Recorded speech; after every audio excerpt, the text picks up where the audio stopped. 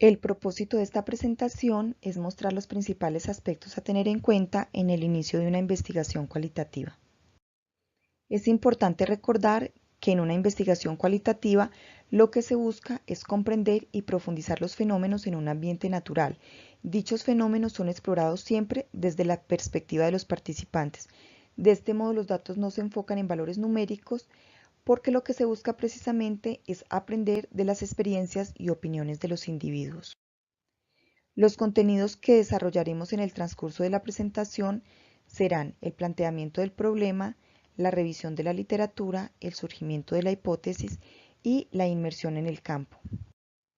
Los aspectos a tener en cuenta en el planteamiento del problema son los objetivos de investigación que expresan la intención principal del estudio, las preguntas de investigación que una vez que son respondidas me ayudarán a cumplir con los objetivos, la justificación y viabilidad, las deficiencias de conocimiento que entrarán a apoyar la justificación y la definición inicial del contexto, es decir, en qué lugar desarrollaremos nuestra investigación.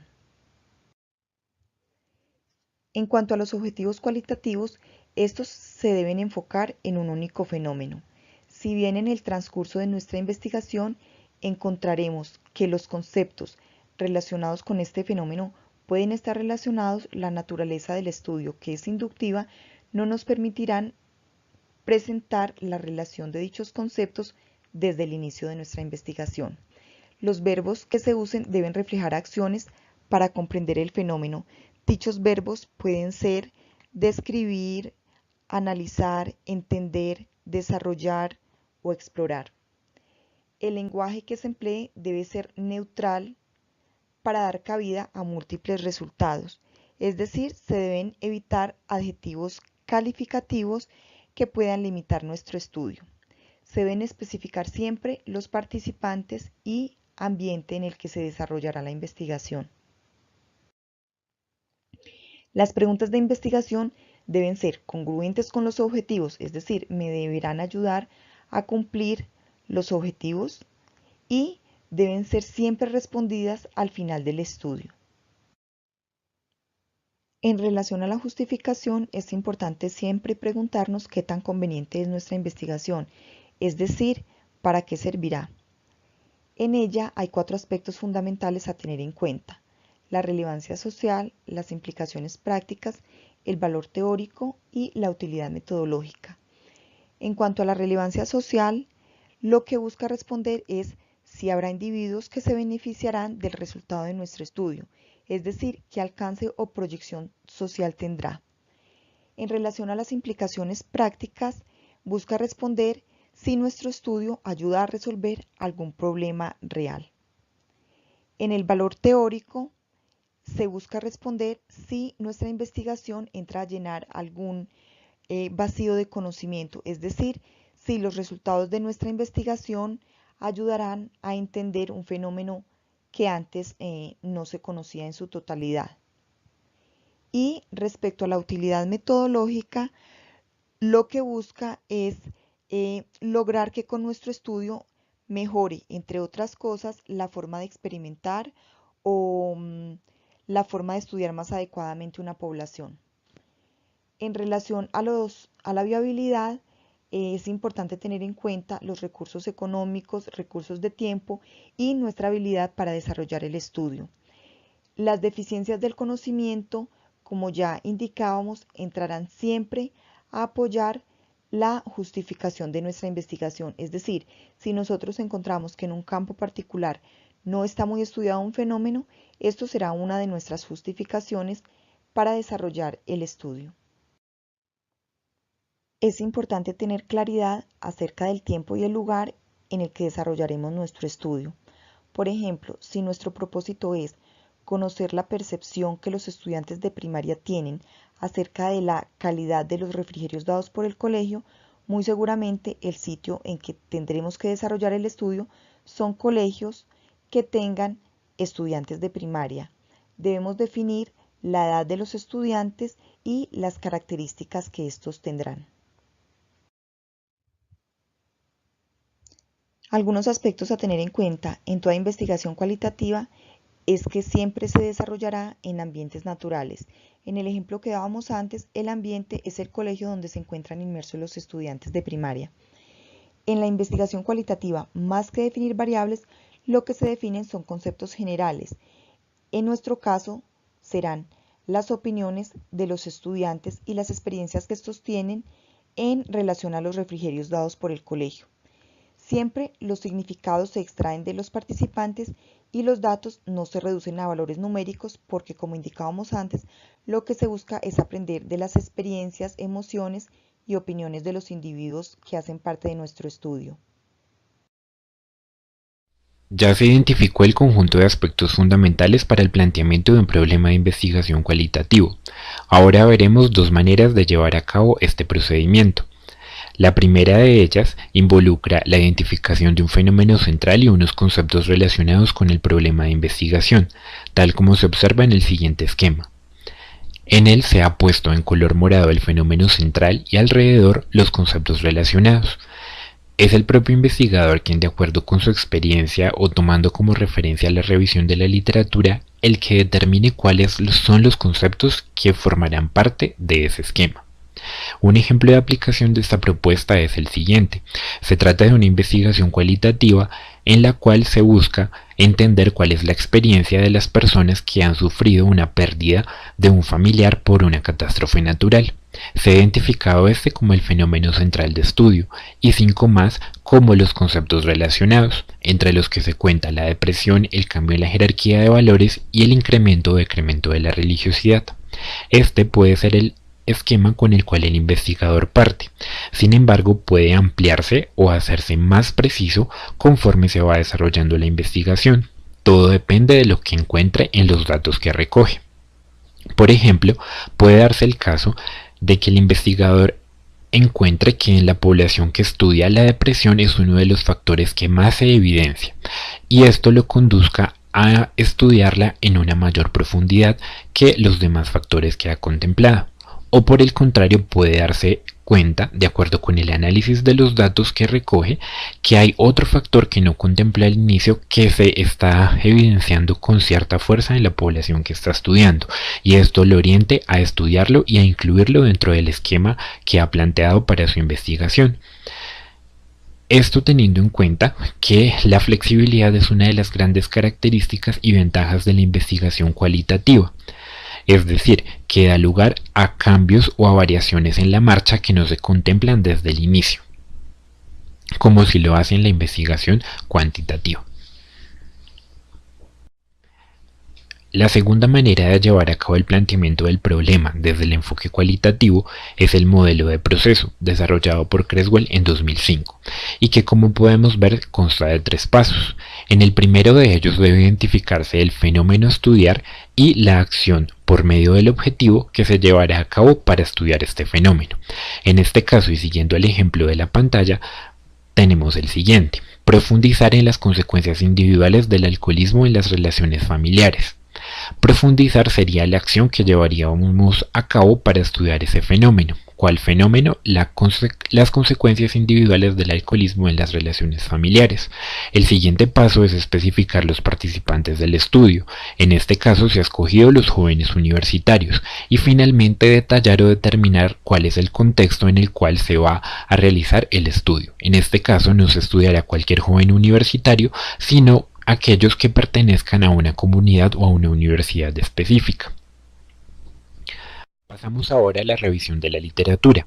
De manera general discutiremos cuáles son las diferencias entre la revisión de la literatura que se hace en el enfoque cuantitativo y cuáles son las funciones de la literatura en el enfoque cualitativo. Podemos decir a grandes rasgos que la revisión de la literatura sirve a 3 grandes propósitos en el enfoque cualitativo. Sirve para profundizar en los conceptos subyacentes al problema de investigación y para encontrar ideas de cómo abordar la situación de investigación y cómo analizar los datos que se encuentran. Asimismo, puede servir para que el investigador aprenda de los errores que otros han cometido y no los cometa durante su investigación. Es decir, sirve para contextualizar y como una guía de consulta para llevar a cabo la investigación cualitativa. Entonces, concretamente podríamos decir que antes de que se obtengan los datos en la investigación cualitativa, la revisión de la literatura sirve para justificar la realización de un estudio, para documentarlo y para auxiliarlo en la definición de conceptos subyacentes. Aquí es importante señalar, sobre todo en la justificación del estudio, que aunque la investigación cualitativa no se basa en datos estadísticos, sí puede incorporarlos para justificar su realización, es decir, dar cifras que apoyen la realización de este estudio. Esto especialmente es importante en los estudios que necesitan financiación externa o que se están vendiendo a una entidad para que sean ejecutados. Finalmente, cuando ya se obtienen los datos, la función de la revisión de la literatura es contrastar esos datos con los de estudios previos. Es decir, no es como en el enfoque cuantitativo en el que se busca comparar los resultados para saber si se apoya o se descarta una teoría o si se verifica una hipótesis o por el contrario se desecha. Aquí más bien la función es contrastar la información y tener un marco de referencia. Cuando se habla de hipótesis en la investigación cualitativa, es necesario resaltar que muy pocas veces suelen generarse al principio de la investigación, caso contrario de lo que sucede en la investigación cuantitativa. Con frecuencia, las hipótesis suelen darse durante el proceso de investigación e incluso, en algunas ocasiones, son uno de los resultados del estudio que se está realizando. Otra característica importante de estas hipótesis es que no se prueban estadísticamente. Ahora bien, dentro de la investigación cualitativa es posible formular hipótesis denominadas de trabajo. Estas hipótesis se generan durante el proceso de investigación y se caracterizan por ser generales o amplias, flexibles y adaptativas, ya que permiten hacer modificaciones a medida que se lleva a cabo la investigación. Luego de haber revisado el planteamiento del problema y el papel de la literatura, es necesario hablar acerca del ingreso en el ambiente. Para ello, es importante tener en cuenta una serie de pasos. El primero es la elección del ambiente o contexto, que a veces pueden ser varios. Todo depende del planteamiento del problema que se ha decidido trabajar. Posteriormente, se debe explorar el contexto en el que se pretende trabajar. Esto quiere decir que debemos visitarlo y evaluarlo. Además, puede ser relevante examinar la relación que tenemos con el ambiente. Para ello, podemos hacernos preguntas tales como ¿me conocen en el lugar? ¿Esto podría afectar la investigación? Y si es así, ¿de qué manera podría manejarlo? ¿O soy muy distinto a las personas que participan en el estudio? Otro aspecto a evaluar es la viabilidad. Para ello, es importante analizar dos dimensiones. La primera es la conveniencia, que se relaciona con ¿realmente lo que queremos estudiar lo podemos encontrar en este lugar? Y la segunda es la accesibilidad, en donde nos podemos preguntar si es fácil acceder a este lugar o a los datos necesarios para la investigación. En esta última dimensión es importante recalcar la necesidad de obtener los permisos por parte de los gatekeepers o controladores del ingreso del lugar en donde queremos realizar la investigación. Una manera de obtener esos permisos es empezar un proceso de negociación con los gatekeepers. Lo ideal sería realizar una exposición general del proyecto y en esta incluir el porqué de la elección de ese lugar para llevar a cabo el proyecto, quiénes serían los posibles participantes y cuánto tiempo duraría la investigación. Además, en algunos casos es necesario proponer algún tipo de producto que puede verse reflejado en la entrega de planes o manuales o a partir de los resultados obtenidos generar un diagnóstico o contribuir a la solución de algún problema que tenga la institución o el sitio en el que queremos realizar la investigación.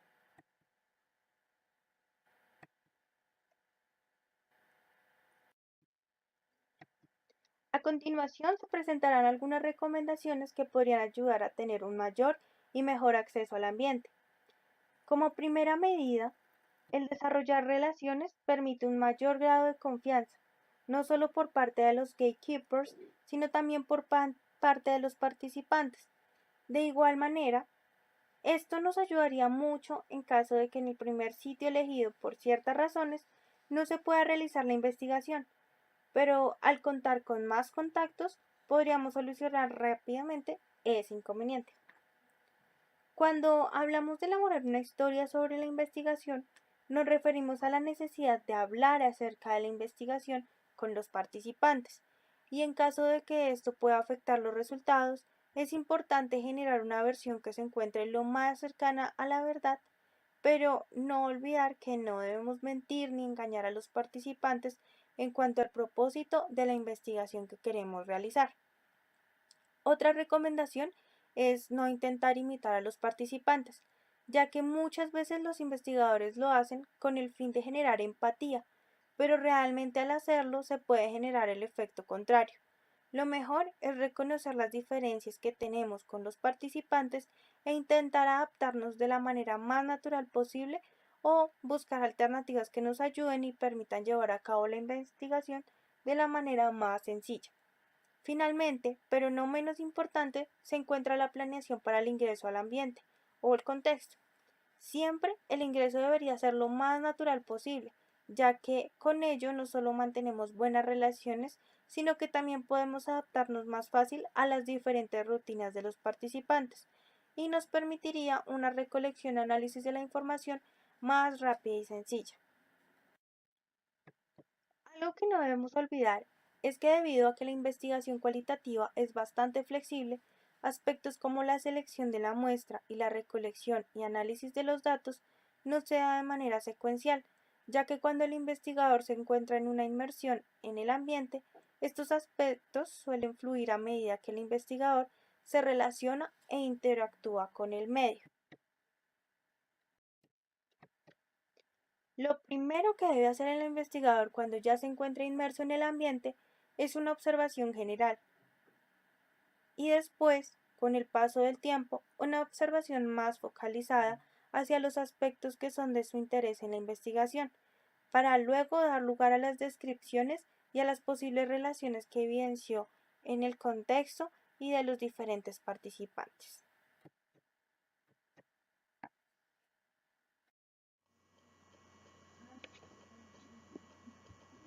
Un instrumento que se utiliza en la investigación cualitativa es la bitácora o diario de campo. Este es una especie de diario personal donde se anotan descripciones del ambiente, sobre los lugares, personas y relaciones que se dan en el contexto. También sirve para incluir mapas, diagramas, cuadros y esquemas que dan cuenta de secuencias, de relaciones entre conceptos y de redes que existen entre los participantes. Además, es útil para enlistar los objetos que se recolectan en el contexto, con las explicaciones correspondientes sobre su significado y su contribución al planteamiento. Por último, la bitácora da cuenta del desarrollo de la investigación en cuanto a lo que se ha realizado y lo que hace falta. Un segmento importante de la bitácora son las anotaciones o notas de campo. Para la investigación es muy necesario que durante los eventos que se vinculan con el planteamiento se estén tomando registros. Las notas de campo son de altísima importancia ya que documentan las descripciones del ambiente, de las interacciones y de las experiencias que se dan en el contexto. Además, son una estrategia contra la mala memoria. Vale aclarar que para las anotaciones es válido tomar el registro desde cualquier medio, es decir, se pueden realizar directamente anotaciones en físico o en digital, se pueden tomar grabaciones de voz o video, registro fotográfico o elaboración de mapas o diagramas donde se exponen las dinámicas observadas en el contexto. Estos registros se deben tomar durante o inmediatamente después del episodio, teniendo muy presente que no deben interrumpir el flujo de las acciones dentro del contexto. Hay varios aspectos para tener en cuenta al momento de realizar anotaciones, todo con el fin de no entrar en caos y en confusión cuando se haga la revisión de ese material. El primero y más importante es siempre indicar la fecha, la hora y el lugar del registro, seguida de escribir ideas completas e incluir citas textuales y, de ser necesario, indicar fuentes bibliográficas, registrar las percepciones propias del investigador, indicar la duración del evento, tomar el registro y transcribirlo en digital lo más pronto posible, guardar por separado las memorias según unidades de análisis y siempre dejar un respaldo en medio virtual, por ejemplo, en correo electrónico o en Google Docs. Adicionalmente, existen diferentes tipos de anotaciones. Entre las trabajadas por Hernández Sampieri y colaboradores están las anotaciones de observación directa. Estas son descripciones de lo que percibimos con los sentidos, es decir, son narraciones de los hechos ocurridos según lo que se ve, se escucha y se palpa del contexto. También están las anotaciones interpretativas, que son comentarios e interpretaciones que hace el investigador sobre los hechos que hacen referencia a significados, emociones, reacciones e interacciones. Las anotaciones temáticas son ideas o hipótesis que surgen en el trabajo de campo y se vinculan con el tema de estudio. Estas pueden ser conclusiones preliminares que van arrojando las observaciones. También están las anotaciones personales, que son sensaciones, sentimientos y aprendizajes del propio investigador. Por último, tenemos anotaciones de la reactividad de los participantes, que describen cambios o situaciones inesperadas que se dan en el evento.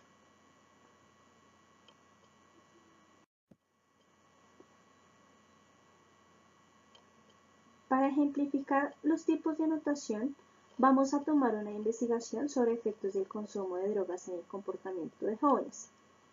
Presentamos 5 anotaciones y se debe escribir a qué tipo de anotación corresponde.